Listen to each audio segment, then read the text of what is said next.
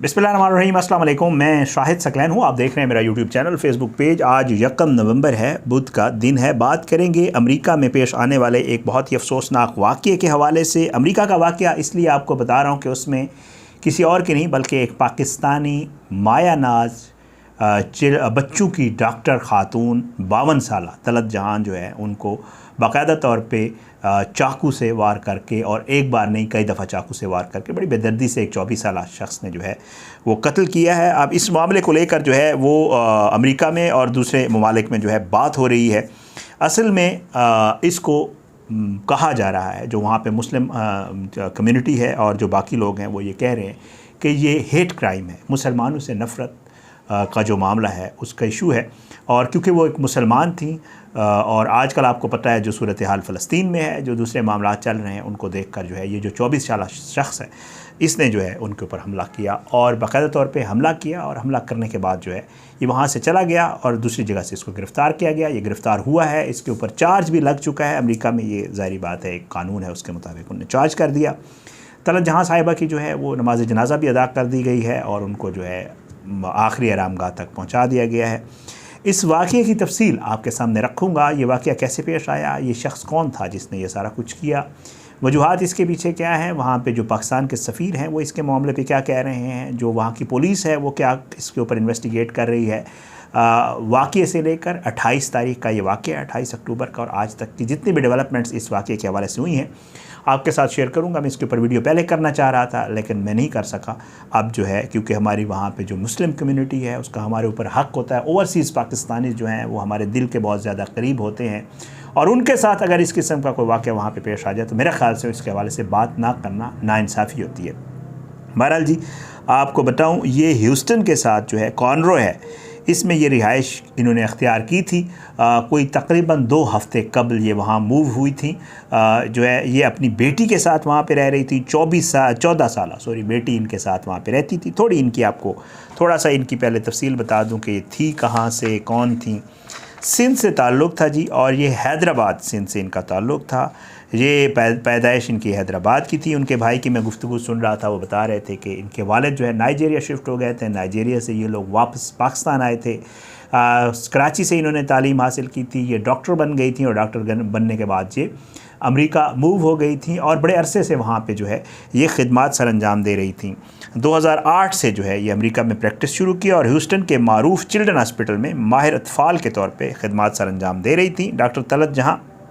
अब हुआ क्या, हुआ ये कि इनके खावंद और इनका एक बेटा है, वो जो है वहाँ पे सेटल के नाम से एक शहर है, वहाँ पे रिहाइश पजीर थे ये सारे लोग। लेकिन इनके भाई ये बता रहे थे, इनके खावंद का नाम गौहर ख़ान है और सियाटल के में ये लोग जो है वो रिहाइश पजीर हैं। लेकिन ये जो है तलत जहाँ जो है ये कुछ दिन पहले इनके भाई ये बता रहे थे कि जी वहाँ पे ज़रा मौसम ज़्यादा ठंडा होता है, तो इनको ये लगा कि शायद ये जो एरिया है कॉनरो का, यहाँ पे मौसम ज़रा बेहतर होता है। तो ये अपनी बेटी के साथ चेक करने के लिए कोई 2 माह कबल जो है ये अपनी बेटी के साथ यहाँ आई थी और ये वहाँ पे रिहाइश पजीर थी। कुछ अपार्टमेंट्स हैं वहाँ पे, और ये जिस दिन ये वाक़या पेश आया उस दिन ये अपने अपार्टमेंट के बाहर बेंच पे बैठी हुई थी। इनकी बेटी भी साथ थी। वो शख्स 24 साल जो है वो आया और उसने आकर स्टैब किया, इनको चाकू से पैर दर पे वार किए और इनकी वहाँ पर डेथ हो गई। अब अनफॉर्चुनेट ये हुआ कि ये जो 24 साल मिल्स जोसेफ फ्रेडरिक है,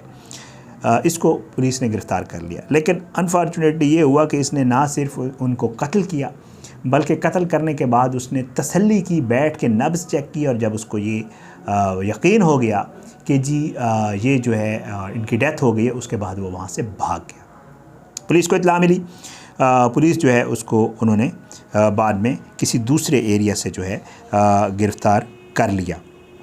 अच्छा, अब हुआ क्या, वहाँ पे जितनी भी मुस्लिम तंजीमें हैं, एक केयर के नाम से तंजीम वहाँ पे काम कर रही है, उनका ये बयान सामने आया है। उनका ये कहना है कि जी खातून का कत्ल जो है उस पर कानून नाफिज करने वाले इदारों से हम राब्ते में हैं और हमारी कोशिश है कि इस मामले को बड़ा करीब से देखा जाए। पाकिस्तानी सफ़ीर मसूद ख़ान ने गुज़श्ता रोज़ एक बयान दिया था और उन्होंने कहा था कि कत्ल की मज़म्मत करते हैं, सोगवार ख़ानदान से दिली ताज़ियत का इज़हार करते हैं, और जो है वो साथ ये भी कह रहे हैं कि जो वहाँ पे पाकिस्तानी निजात डॉक्टरों की तंजीम अपना है उसके सदर डॉक्टर अरशद रिहान से बात करते हुए उम्मीद का इजहार किया था डॉक्टर मसूद खान साहब ने कि अमेरिका में कानून नाफिज करने वाले इदारे इस मामले की तहकीकात जल्द मुकम्मल करके इंसाफ के तकाजे पूरे करेंगे। सफ़ीर ने सगोगार ख़ानदान के नाम अपने ज़ाती पैगामात में मरहूम की आखिरी रसूमात में पाकिस्तानी सफारत खाने और ह्यूस्टन में कौंसलेट की जानिब से हर मुमकिन ताउन की यकीनदारी करवाई थी। ये ह्यूस्टन के बताया जा रहा है कि कोई 50 किलोमीटर दूर जो है ये एरिया है कॉनरो, जहाँ पे ये रिहाइश पजीर थी। अच्छा, और जो है उसके बाद ये किया गया, अब जो कॉनरो पुलिस डिपार्टमेंट है वो इस मामले में डेविड डिंगसन ये है, इसने CNN से बात की है। उसने बताया कि जी हमें इस जुर्म में जो है कोई नफ़रत अंगेज़ जुर्म से इसको जो जोड़ने की कोशिश की जा रही है, इसमें ऐसा हमें कोई फ़िलहाल सबूत नहीं मिला है। वहाँ की पुलिस का बयान, लेकिन मुस्लिम एडवोकेसी ग्रुप है एक, वहाँ पे जो है वो भी मुतालबा कर रहे हैं कि इस केस को ज़रूर करीब से देखा जाए और गहरी तहकीकात जो है इस पर की जाए।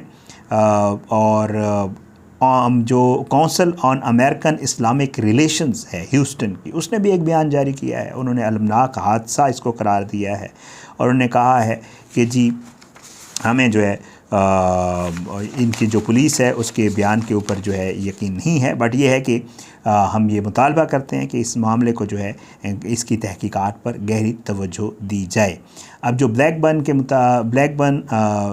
जो वहाँ की एरिया की वो है, उनके मुताबिक जो है डिस्ट्रिक्ट अटारनी कैली ब्लैकबर्न, उन्होंने ये कहा है कि जी 1:30 बजे के करीब जो है जो मोंटगोमरी काउंटी के असिस्टेंट डिस्ट्रिक्ट अटारनी हैं कैली ब्लैकबर्न, उनके मुताबिक 1:30 बजे के करीब ये जो है चाकू से हमला किया गया था। ये एक अपार्टमेंट कम्प्लेक्स है कॉनरो में और वहाँ पे ये मामला हुआ था। और 24 साला जो है मेल जोसेफ फ्रेडरिक, उसको जो है तलत जहाँ के कत्ल में फर्स्ट डिग्री उसमें जो है गिरफ़्तार किया गया।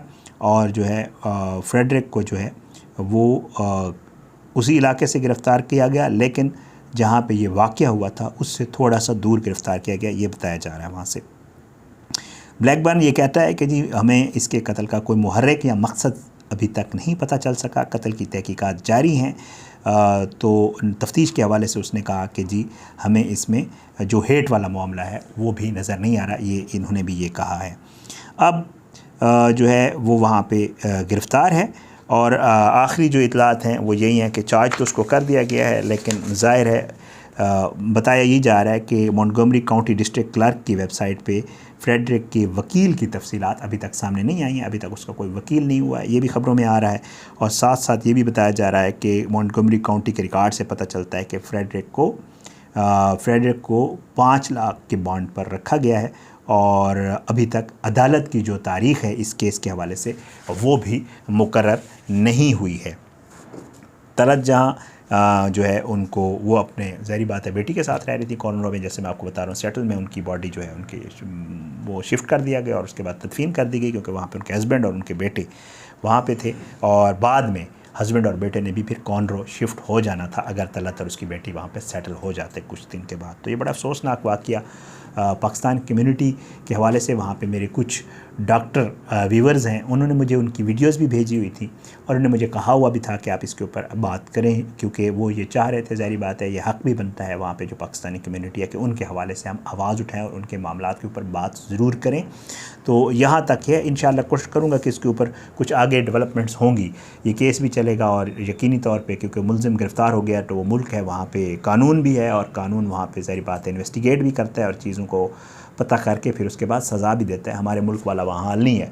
तो उम्मीद है इंशाअल्लाह वहाँ पे जो जिस शख्स ने ये घिनौना क्राइम किया है उसको सज़ा भी मिलेगी और इंशाअल्लाह कोशिश करूँगा कि इस हवाले से जितनी भी अपडेट्स होंगी इस स्टोरी को फॉलो करके इंशाअल्लाह आप तक पहुँचाऊँगा। आप इजाज़त दें, इंशाअल्लाह अगली वीडियो में मुलाकात होगी। बशर्ते ज़िंदगी। पाकिस्तान जिंदाबाद। अल्लाह हाफ़िज़।